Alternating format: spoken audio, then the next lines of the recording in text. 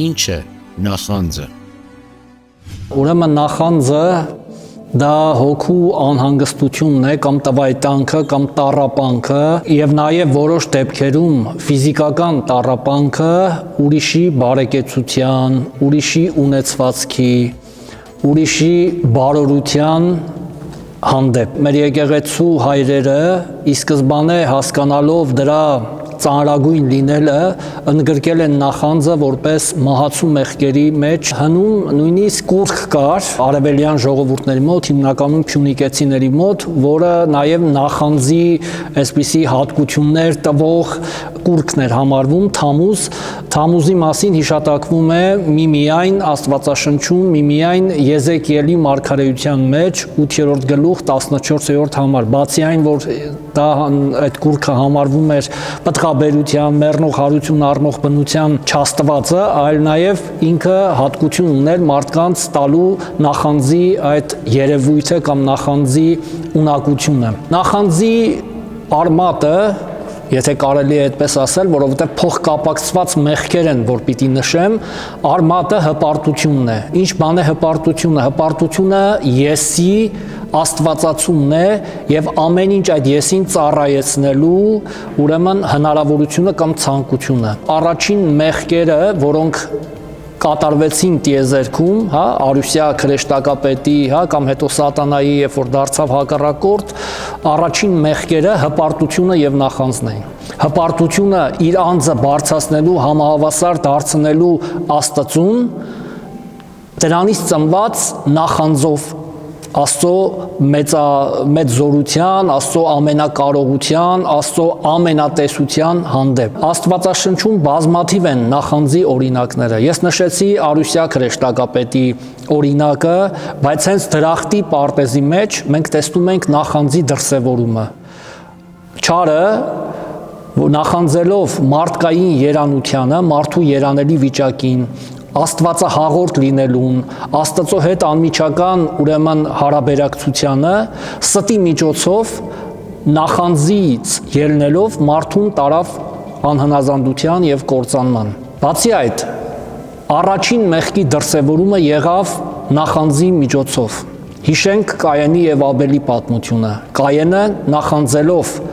իր եղբորը սպանեց, արյուն թափեց։ Չէ որ հենց Աստվածաշնչում է նկարագրվում այդ դրվագը, երբ որ երկու եղբայր տարբեր, այսպես ասած, ուղղություններ ունենալով զբաղմունքի, մեկը հողագործությամբ էր, չէ, Կայենը զբաղվում, մյուսը անասնապահությամբ, իրենց ընծաները բերեցին եւ ասում է Աստված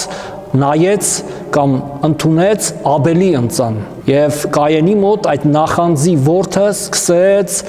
չարության այն նոպաները, չարության այն դրսևորումները, որ հետո դարձավ ուրեմն եղբայրասպանության պատճառ։ Այլ օրինակներ էլ կան եւ Սուրբ Գիրքը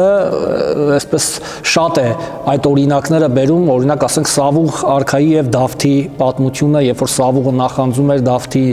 Դավթին, որովհետեւ Դավիթը Աստծո հաճություն ուներ եւ Աստված իրենից երես էր թեքել եւ ամենա կատարյալ օրինակը մեր Տիրոջ օրինակն է ավետարաններում, փարիսեցիների, դպիրների, քահանայապետերի նախանձը Քրիստոսի հանդեպ եւ իր հեղինակության հանդեպ։ Նաեւ նշվում է Սուրբ Գրքի մեջ, իհարկե եբրայական թարգմանության մեջ, ասում է փտեսնում է մարդու ոսկորները։ Դա ֆիզիկական իմաստով պետք չէ հասկանալ, որովհետև մեր հոգևոր մարմինը եւ հոգևոր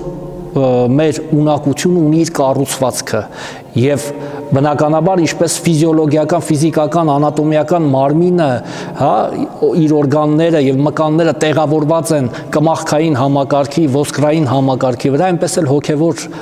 այդ համակարգը կա եւ նախանձը այն քայքայող ունակություն ունի։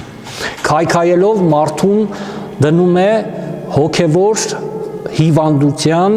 հոգևոր մահվան մեջ եւ պատահական չէ, ինչպես խոսքի սկզբում ասացի, մեր եկեղեցու հայրերը նախանձը ընդգրկել են այն 7 մահացու մեղքերի մեջ, որ կարող է մարդուն տանել մահվան, ոչ միայն հոգևոր, այլ նաև ինչպես օրինակը սուրբ գրքից բերեցի, նաև ֆիզիկական մահվան։ Ես կուզեմ մի առակ պատմել։ Եկեղեցու հայրերից Ամբրոսիոսը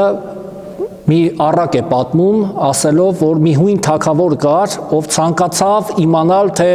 որն է ավելի ծանր դրսևորում ունենում, արծաթասիրությունը մարդու մոտ, թե նախանձը։ Եվ երկու մարդիկ գտավ իր թագավորության մեջ, ովքեր այդ արատներով ամենալավագույն եւ ամենաբարձր որակներով ճակերտավոր արտահայտվել էին։ Եվ երկուսին հրավիրելով իր մոտ, կանչելով իր մոտ, ասաց. երկուսիդ ցանկացած պահանջ պիտի կատարեմ։ Առաջին ինչ որ խնդրեց, երկրորդինը կրկնակի պիտի տամ։ Եվ երկար ժամանակ եւ արծաթասերը եւ նախանձ մարդը վիճում էին, թե ով առաջինը պիտի դիմի։ Եվ վերջապես թագավորը որոշեց, որ պիտի նախանձ մարդը առաջինը դիմի իր խնդրանքով։ Նախանձը երկար մտածելուց հետո ասաց.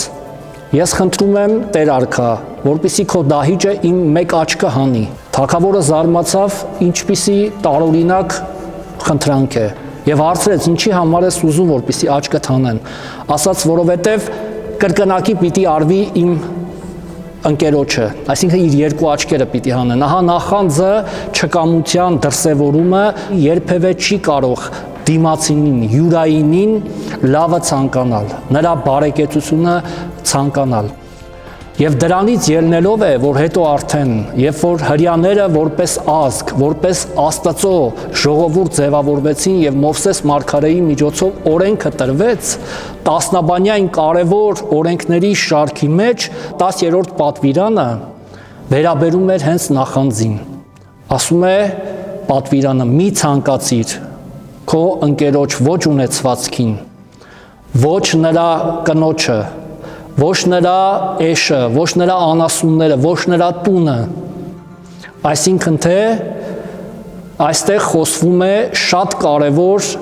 մի քանի հանգամանքների մասին, որ մարդը կարող է նախանձով ուղղորդվել դեպի իր յուրայինը, դեպի իր դրացին, դեպի իր ընկերը։ Նյութական բարիքները, երբ որ ինքը չունի այն, ինչ որ ունի իր ընկերը, բարոյական արժեհամակարգը, կին, ընտանիք, զավակներ եւ վերջապես շարժական եւ անշարժ գույքը։ Այսօր մենք մեր շրջապատում տեսնում ենք, թե մարդիկ, որոնք որոշակի բարեկեցություն ունեն, ինչքան թաքնված եւ երևացող թշնամիներ ունեն։ Մարդիկ, ովքեր ինչ-ինչ պատճառներով չունեն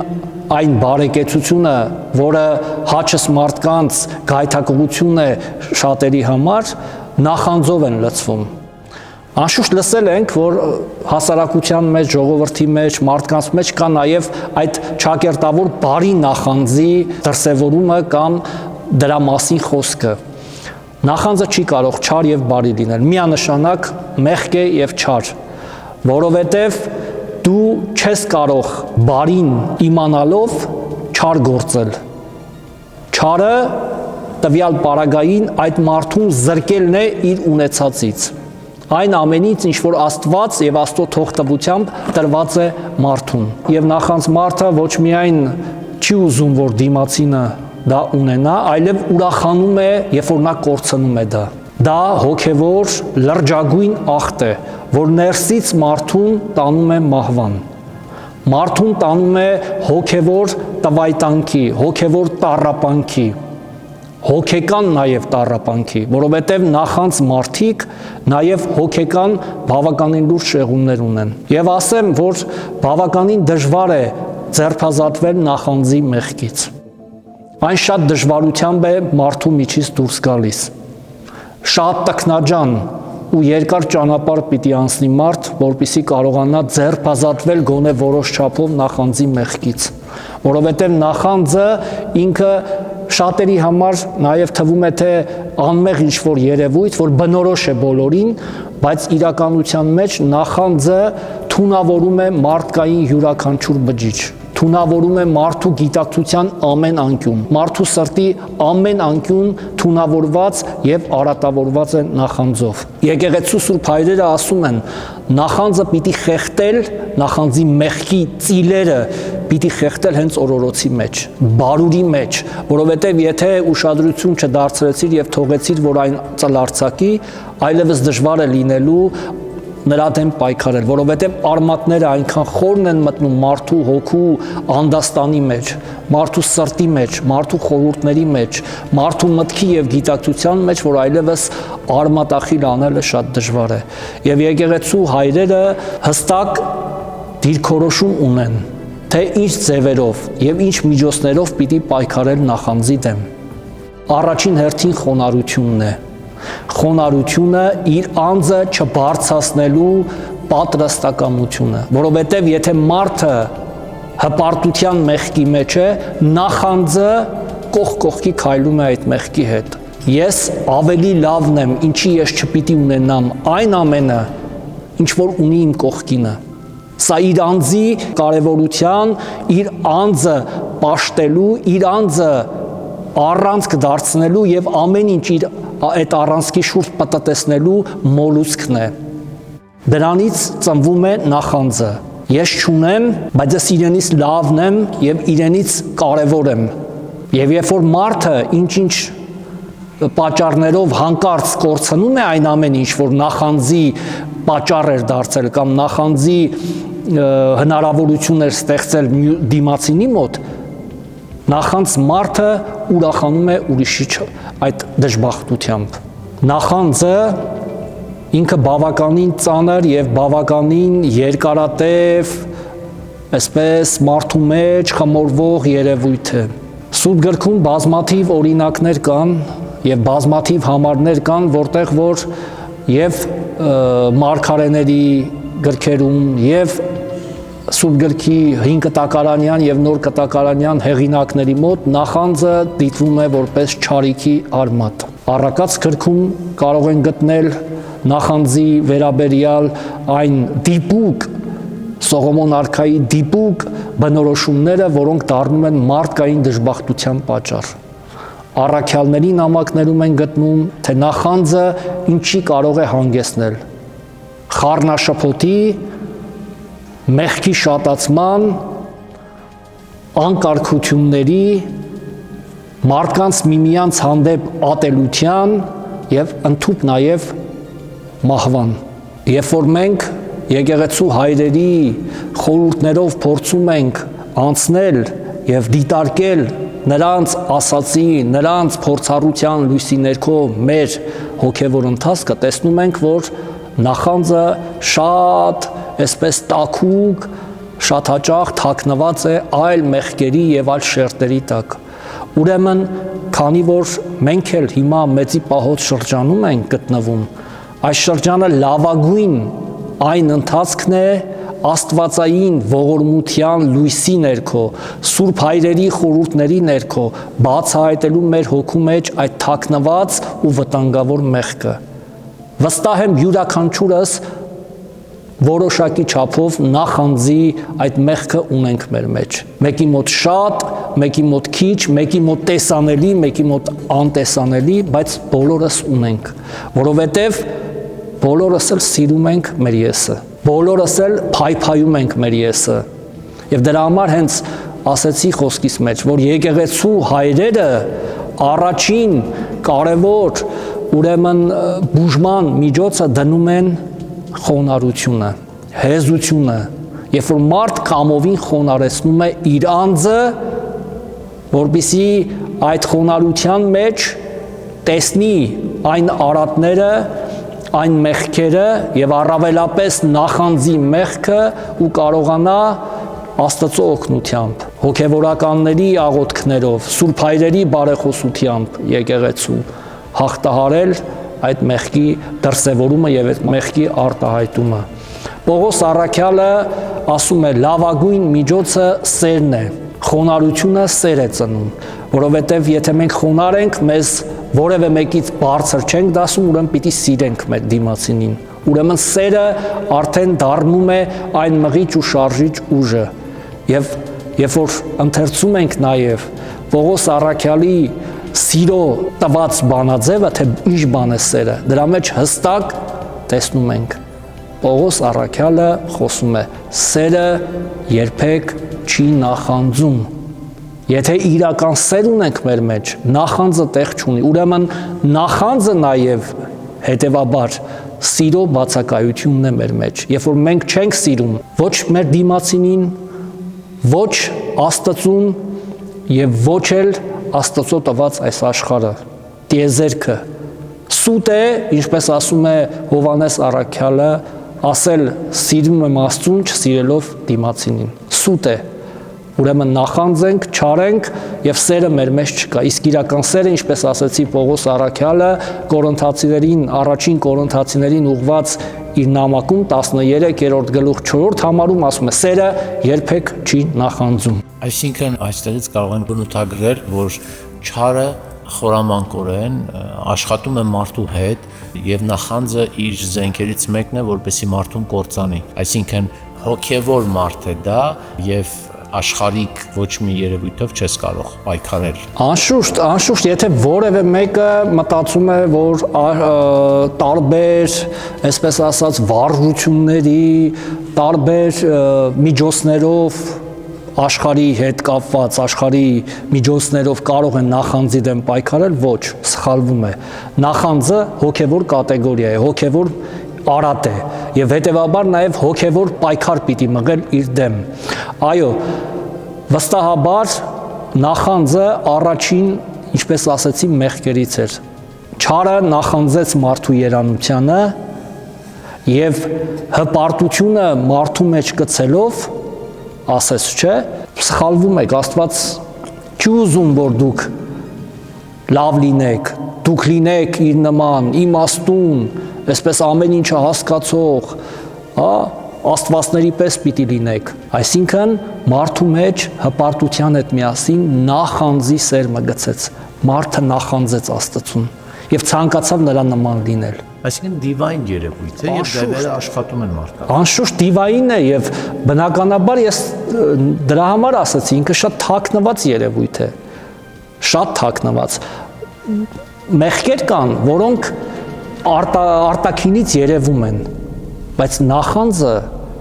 քողարկվում է բարեպաշտության տակ,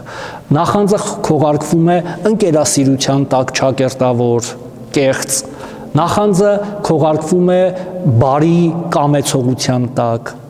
խոսքերով կարելի է ասել, ուրախ եմ քո համար, որովհետև դու այս բարձունքի ես ասել կամ այս բանը ձեռք ես բերել, բայց հոգու մեջ նախանձը մարդուն տառապանք ու ցավ է բերում, կտրատում է մարդու հոգին ու սիրտը, մարդը նույնիսկ կարող է ֆիզիկական տկարության հասնել, անքնություն ունենալ, տառապել, որով իր ընկերը ինչ-որ բարձունքների է հասել կամ շնորհներ ունի, տառապանք է դա։ Կարող է նաև օգնություն լինել հավատացյալի համար, խոստովանել հոգևորականին, որ ինքը նախանձում է ինչ-որ մեկին։ Եթե նույնիսկ մարդը իր մեջ զգացել է նախանձի արկայությունը, կարևոր է, որպեսզի ինքը խոստովանի այն փորձառու հոգևորականին, ում որ նպատակահարմար է գտնում եւ վստահություն ունի, եւ հոգևորականը որպես հոգևոր բժիշկ պիտի Աստծո օգնությամբ այն ճանապարհը ցույց տա ձերբազատվելու այդ արատավոր ծանրագույն մեղքից։ Մեր ուժերով մենք չեմ կարծում, որ կարողանանք ազատվել այդ մեղքից։ Օրինակը ես բերեցի Կայենի պարագան։ Աստված հստակ ասեց, որ ահա մեղքը, այդ նախանձի մեղքը քո դռան առաջ է, դու կարող ես հաղթահարել։ Բայց Կայենը, քանի որ իր մեջ արդեն եփել էր այդ նախանձը եւ ծլարձակել էր ու խորը արմատներ էր գցել ու չանսած, չլսեց Աստծո խոսքին, հետեւաբար տրվեց նախանձի մեղքին ու դարձավ եղբայրասպան։ Կարևոր է, որ մարդը ցանկություն ունենա նաև ազատվելու։ Եթե ինքը գիտի, որ ինքը նախանձի մեղքի մեջ է, բայց չի փորձում եւ չի ուզում ազատվել, շատ դժվար ու շատ տագնապալի է լինում այդ մարդու վախճանը։ Այո, եկեղեցին հոգևորականի դեմքով եւ հոգևորականի միջոցով այն միջոցն է, այն ճանապարհն է, որով մենք հոգևոր պայքարի մեջ ենք մտնում այդ արատավոր, այդ ծանրագույն մահացու մեղքի հետ եւ եկեղեցու հայրերի փորձառությունը այն սպառազինությունն է, այն զենքն է ավետարանի Սուրբ գրքի հետ միասին, որով մենք դեմ առ դեմ կանգնում ենք մեր թշնամու առաջ։ Եվ եթե Աստված իր ողորմությունը մեզանից անպակաս չի անում, հաղթանակ ենք տոնում։ Թեև միգուցե ոչ ամբողջական, թեև միգուցե երկարատև ճակատամարտի արդյունքում, բայց վստահ եմ, որ Աստված օգնում է մեզ ձեռք ազատվելու այդ մահացու մեղքից։